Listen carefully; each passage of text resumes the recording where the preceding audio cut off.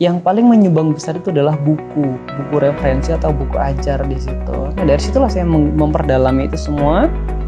Saya menerbitkan buku juga pelan-pelan di situ, dan akhirnya buku inilah yang cukup menyumbang besar ya di pengajuan lektor 300 ini.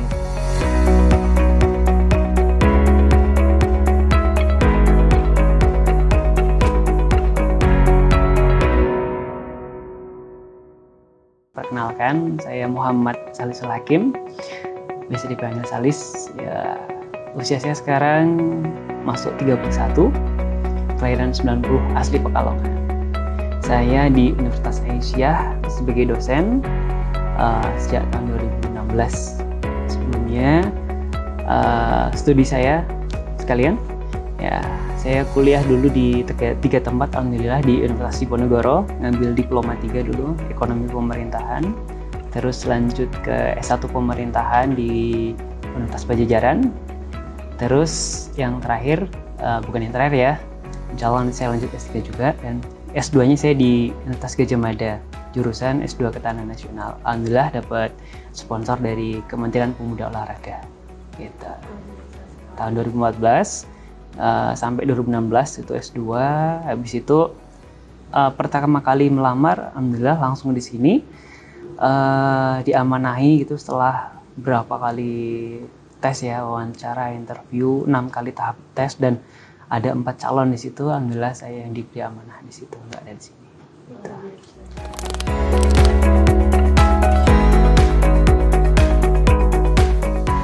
Jadi sebelumnya tidak terbesit ya saya dulu untuk kuliah S2, apalagi sampai menjadi dosen gitu. Tapi keinginan itu pernah ada gitu. Apalagi alhamdulillah latar belakang orang tua saya juga guru kan, ayah dan ibu saya sebagai guru, dan paling enggak minimal jadi guru, atau harapan saya sih lebih dari ya orang tua saya gitu, untuk sebagai bentuk penghormatan saya pada orang tua, saya ingin jadi dosen minimal gitu. Karir saya cukup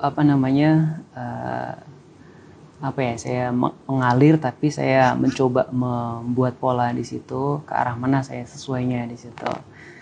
Dari mulai analis keuangan dulu di pemerintahan kan, bidang ekonomi pemerintahan, saya ngerasa kok kurang sesuai. Kemudian saya sempat jadi jurnalis bagian pemerintahan di situ, tapi kemudian saya merasa sepertinya kok masih banyak dinamika yang belum bisa saya sesuaikan.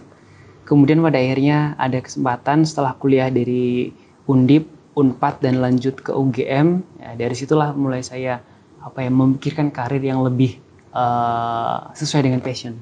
Nah, jadi dari situlah ketika proses S2 di situ, saya menemukan kira-kira kalau lulus prospek S2 adalah ke arah mana gitu. Ya tentu banyak sebagai pengamat, peneliti, atau mungkin konsultan yang lainnya. Dan kemudian saya memilih dosen. Kenapa? Karena saya tertarik untuk terus belajar di sini, karena ilmu itu akan terus berkembang ketika saya menyampaikannya, ketika saya berinteraksi dengan mahasiswa. Karena pada dasarnya ternyata belajar itu, dosen itu lebih banyak belajar daripada mahasiswanya. Ya. Bukan hanya ketika dosen mengulang pembelajaran itu setiap semester ke mahasiswa, tapi ada ilmu baru ketika mahasiswa bertanya yang terkadang off the box gitu lah. Nah, disitulah menariknya, tertantangnya dosen gitu ya. Nah, di sini juga dosen tentu harus jujur, harus kritis gitu kan, dan tertantang untuk meningkatkan wawasannya. Nah, kemudian kenapa kemudian bisa saya sampai di Universitas Aisyah gitu ya? Yang pertama karena kedekatan saya dengan DIY gitu ya. Di Jogja ini saya sudah mulai nyaman dengan lingkungannya, dengan sahabat-sahabatnya waktu itu di S2. Dan alhamdulillah 1 tahun 10 bulan saya lulus S2 itu saya langsung prospek mencari kerja gitu, untuk menjadi dosen. Nah, kebetulan ya di awal yang membuka lowongan di sini adalah Universitas Aisyah Jogja. Nah, di sini tentu sebagai pemula ya, yang job seekers masih awal di sini, saya ya nggak ada salahnya juga mencari. Karena mencari pekerjaan itu menurut saya ya ada gampang-gampang susah juga gitu ya. Toh ternyata teman saya yang masih belum bekerja juga ada gitu loh. Seangkatan saya juga. Nah artinya ini menjadi hal yang menarik gitu ya. Dan kalau saya menekankan kepada mahasiswa bukan di mana kita berada, tapi kita bisa berbuat apa di mana kita berada tersebut. Nah, ketika saya berada di Universitas Aisyah Yogyakarta ini, saya selalu mencoba membangkitkan semangat teman-teman mahasiswa, terutama ya, karena saya sering berinteraksi, berdialog baik di dalam maupun di luar kelas dengan mahasiswa, bahwa Universitas Aisyah Yogyakarta ini memang kampus swasta yang mungkin teman-teman pilih setelah beberapa kali teman-teman memilih kampus yang lain, negeri-negeri terutama UGM lah, UNY atau mungkin di luar Jogja lainnya masih banyak di situ. Nah, tapi ketika teman-teman di sini jangan minder gitu loh. Tapi lebih kepada bukan di mana kita berada, tapi apa yang bisa kita lakukan dimanapun kita berada. Dan itu alhamdulillah dari lumayan banyak kompetisi yang saya mendampingi mahasiswa, alhamdulillah sering. Awalnya tidak dapat juara, yang alhamdulillah semakin kesini dapat juara 2, juara 3, alhamdulillah juara 1 juga di tingkat nasional juga gitu. Dan saya juga tekankan bukan hanya mahasiswanya aja gitu, tapi dosennya juga kompetisinya sampai nasional. Ya, jadi itu yang perlu saya garis bawahi, apalagi ada di kampus yang menurut saya masih cukup baru berkembang, itu malah justru menuntut kita untuk kritis dan bukan hanya mengembangkan kampus. Ketika mengembangkan kampus, diri kita akan jauh lebih berkembang daripada di tempat kampus yang atau tempat kerja yang itu sudah maju menurut saya. Iklim di situ mungkin bagus gitu ya, yang membentuk mempola kita. Tapi ketika berada di posisi yang masih berkembang saja, disinilah proses kita lebih diuji, dan apabila kita memang berhasil teruji, ya ke depan ini akan lebih baik bukan untuk kitanya sendiri, tapi untuk mahasiswa dan kampusnya juga.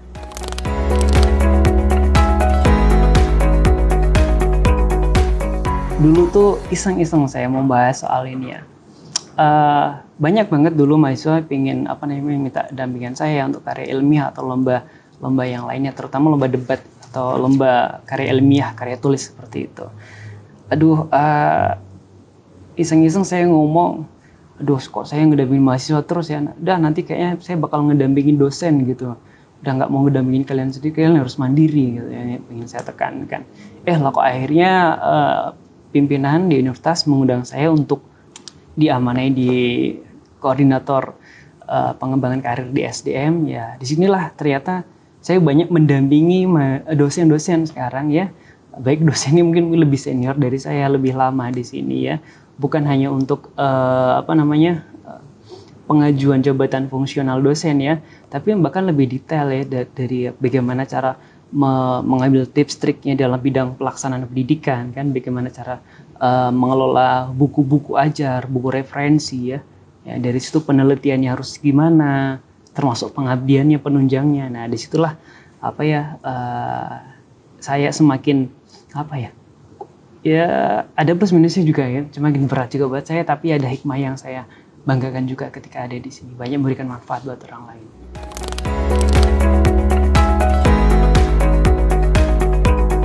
Ya, sebenarnya bidangnya saya bilang di awal ya, bidang keilmuan itu kan linear dengan S2 saya, yaitu ketahanan nasional gitu.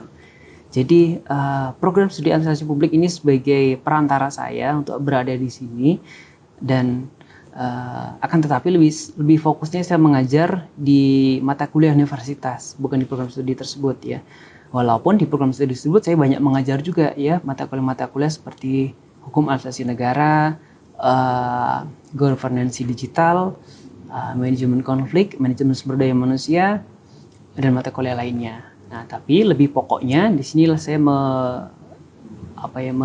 mengajar mata kuliah Universitas Pendidikan Pancasila dan Kewarganegaraan gitu.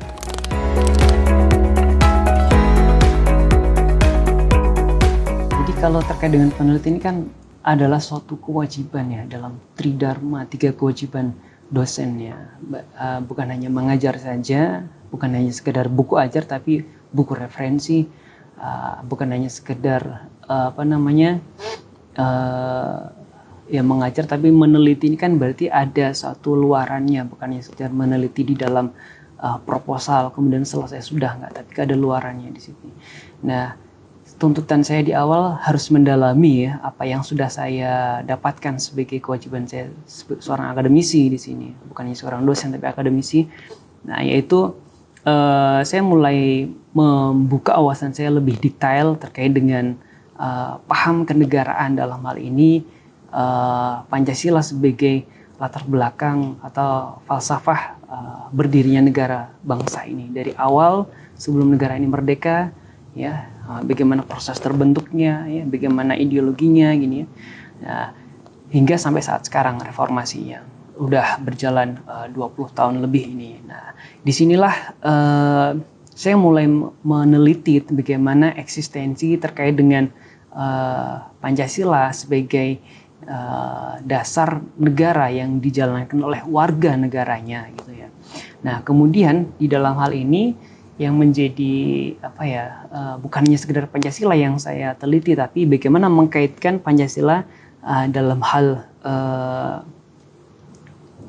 keislaman gitu ya. Karena saya di latar belakang atas Aisyah, kampus Muslim di bawah naungan Aisyah dan Muhammadiyah di sini. Nah, di sini tentu ada latar belakang keagamaan, bagaimana yang realitasnya dalam sejarah ya, faktor agama begitu besar, sangat dominan, terutama Islam dalam merumuskan dasar negara yang tadinya ada ketuhanan dengan kewajiban menjalankan syariat Islam bagi pemeluk-pemeluknya, itu dihapus menjadi ketuhanan yang Maha Esa. Nah, tapi itu belumlah final karena proses negara ini masih terus berjalan. Nah, tinggal bagaimana implementasinya ya dengan berbagai macam tantangan dan dinamikanya di sini. Nah, penelitian saya yang mengkaitkan di sini, yang mengkaitkan dengan Pancasila dan Islam di sini adalah terkait dengan Darul Ahdi wa Syahadah. Ya, ini adalah bagaimana perspektif organisasi Islam terbesar di Indonesia, yaitu Muhammadiyah, dalam memandang Pancasila. Ya, proyeksi yang diharapkan di sini adalah organisasi Islam yang telah turut membangun bangsa negara sebelum hingga Indonesia merdeka hingga sampai saat sekarang ini, organisasi ini saja ikut mendukung negara dan tidaklah membantahkan Pancasila sebagai dasar negara. Artinya Muhammadiyah juga ingin mengajak organisasi-organisasi Islam lainnya itu untuk mempelajari, mengkaji Pancasila dan Islam di sini. Bukanlah Pancasila menjadi suatu hal yang bertentangan dengan Islam. Malah justru dalam nilai-nilai Pancasila, mulai dari ketuhanan hingga keadilan, ini menjadi nilai yang selaras sejalan dengan nilai-nilai keislaman di sini. Jadi tidaklah bertentangan. Nah, oleh karena itu janganlah sampai muncul ormas-ormas yang memang bertentangan dengan dasar negara. Ya, seperti kita bilang sebelumnya udah ada pernah NII ya, Negara Islam Indonesia, kemudian ada Hizbut Tahrir yang sempat dibubarkan, dan ormas lainnya yang memang baik itu terstruktur maupun tidak terstruktur ya, seperti munculnya gerakan-gerakan teror ini kan menurut saya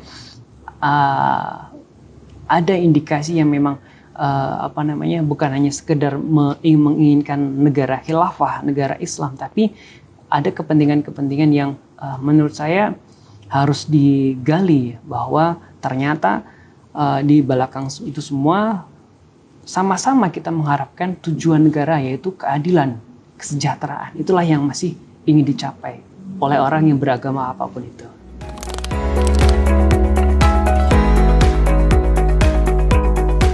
Itu yang pertama yang saya inginkan terkait dengan kita bicara tentang karir dosen ya. Tentu dosen itu haruslah terus berkembang ya, secara keilmuan ya, untuk tridharma itu tadi ya. Kalau di sini ada tambahan satu menjadi catur dharma, yaitu adalah persyarikatan ya, terkait dengan al-Islam kemuhamadiyan di situ.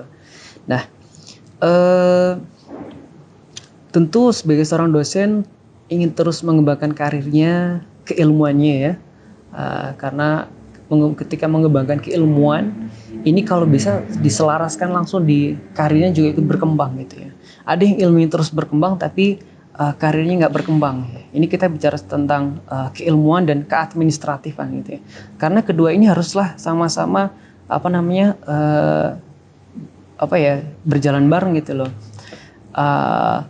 Semua yang tidak terdokumentasikan ini bisa selesai sudah begitu saja. Nah, tapi ketika ilmu ini bisa didokumentasikan, bisa bukan hanya sekedar untuk jabatan semata ya, ini kan bisa bermanfaat untuk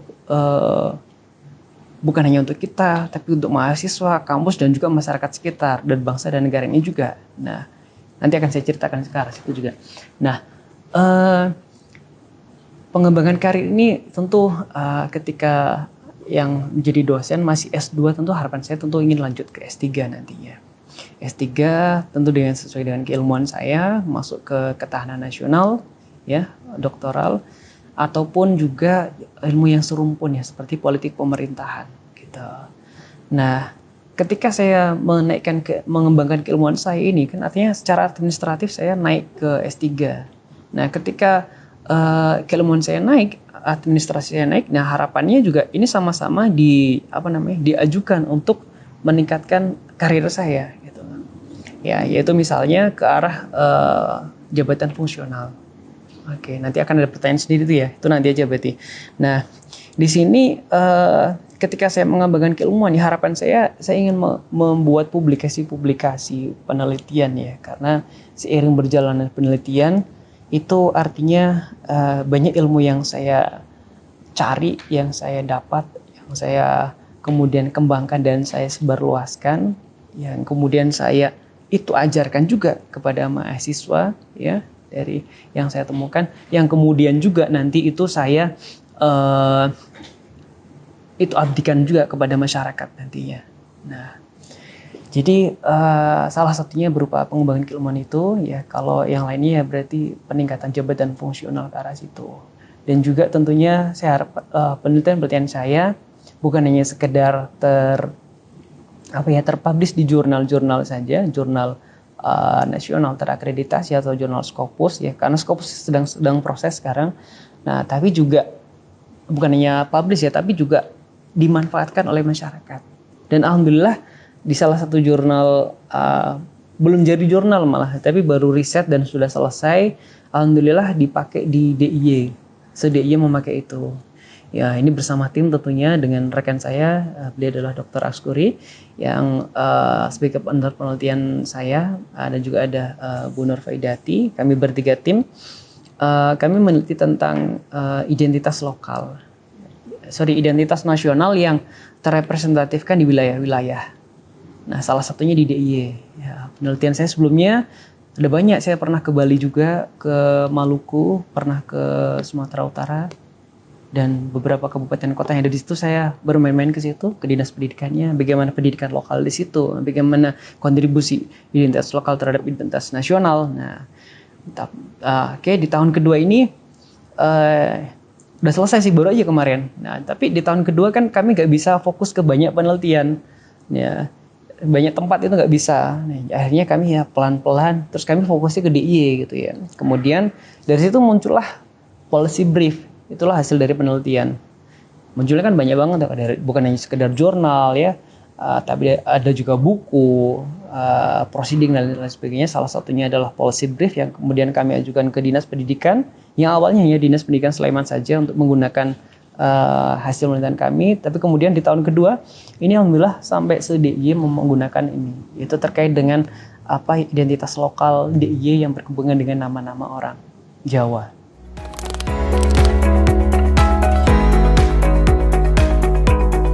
Alhamdulillah sejak 5 tahun saya di sini, sekarang jabatan fungsional saya udah lektor 300. Ya. Dan alhamdulillah ini juga sebagai kebanggaan buat saya, yang alhamdulillah saya bisa karena saya kebetulan ada di koordinator pengembangan karir, jadi saya tahu ini cara proses stripnya gitu ya, dan tidak menyalahi aturan dan sesuai dengan pedoman operasional angka kredit di situ. Nah, tahun 2000 2017 ya, saya baru mulai mengajukan itu, kemudian baru keluar tuh di pertengahan 2018 tuh asisten ahli 150 gitu.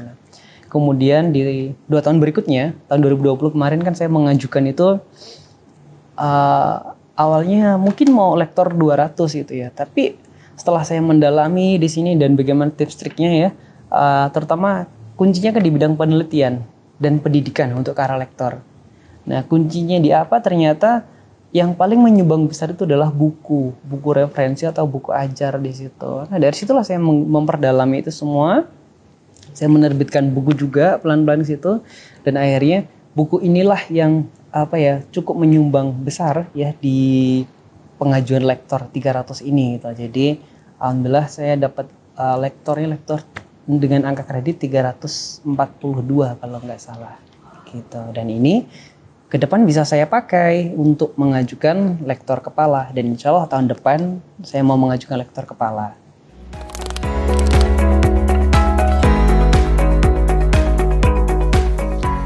Bicara penting, tentu sangatlah penting ya, bukan hanya sekedar administratif saja di sini, tapi bagaimana memajukan bukan soal diri dan institusi dan mahasiswanya, tapi juga mengembangkan negara di sini ya. Rekognisi ini kan bukan hanya sekedar rekognisi bagi kita, keluarga, institusi ataupun negara, tapi bahkan dunia internasional gitu. Karena kita bicara tentang keilmuan, seberapa besar terujinya pemikiran kita terhadap keilmuan tertentu.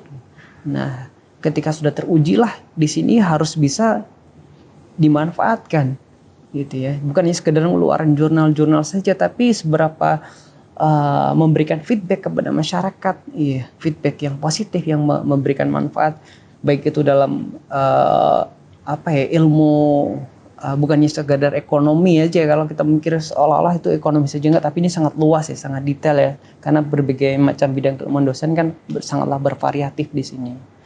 Ya, jadi kalau buat dosen nih, saran saya bukan hanya sekedar memikirkan keilmuannya saja, mengajarnya saja. Biasanya dosen karya mengajarnya saja tapi lupa dengan yang administratif ini. Ya, bukan hanya sekedar memikirkan uang dana hibahnya saja, tapi juga memikirkan ya setelah itu apa yang bisa kita lakukan ya, yaitu membuat rekognisi ini menjadi lebih bernilai gitu ya, bukan hanya sekedar pintar tapi teruji dan memberikan dampak manfaatnya gitu. Tapi kalau hanya sekedar profesor saja dengan nama saja tapi tidak memberikan manfaat kepada orang lain, ya menurut saya itu ya useless lah.